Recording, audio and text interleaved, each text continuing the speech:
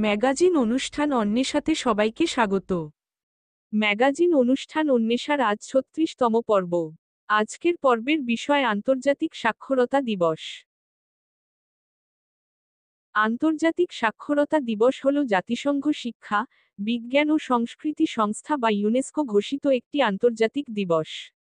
১৯৬৬ সালের ২৬শে অক্টোবর ইউনেস্কোর সাধারণ সম্মেলনে ৮ই সেপ্টেম্বর তারিখকে আন্তর্জাতিক সাক্ষরতা দিবস হিসেবে ঘোষণা করা হয়।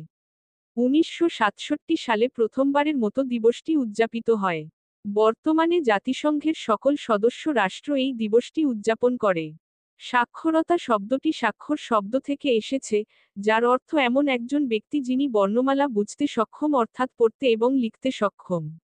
সাক্ষরতা সকলের জন্য একটি মৌলিক মানবাধিকার। দেশের উন্নয়নের জন্য নাগরিকদের সাক্ষর হওয়া প্রয়োজন।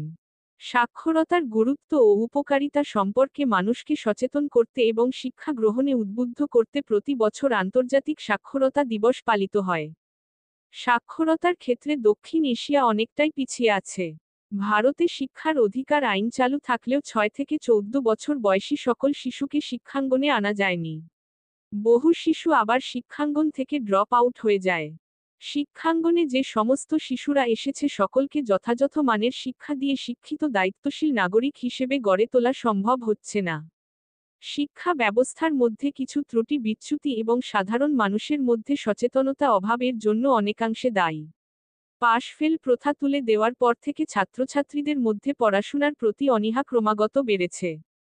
পড়তে এবং লিখতে পারলে তবে স্বাক্ষর হিসাবে গণ্য করা হয়। বর্তমানে ছাত্রছাত্রীদের মধ্যে পড়তে পারে না, বা লিখতে পারে না কিংবা পড়তে এবং লিখতে কোনোটাই পারে না এমন ছাত্রছাত্রীর সংখ্যা ক্রমশ বেড়েই চলেছে। সাক্ষরতার হার কাগজে কলমে বাড়লেও প্রকৃত শিক্ষার উন্নতি তো ঘটছেই না, বরং শিক্ষার মান ক্রমশ অবনতির দিকে চলেছে।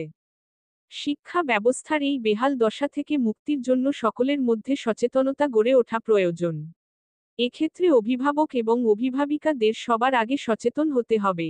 অভিভাবকদের কাছে আবেদন, আপনারা নিজেদের সন্তানদের বাড়িতে নিয়মিত পড়তে বসান। ঠিক মতো পড়তে পারে কিনা দেখুন, লিখতে পারে কিনা দেখুন।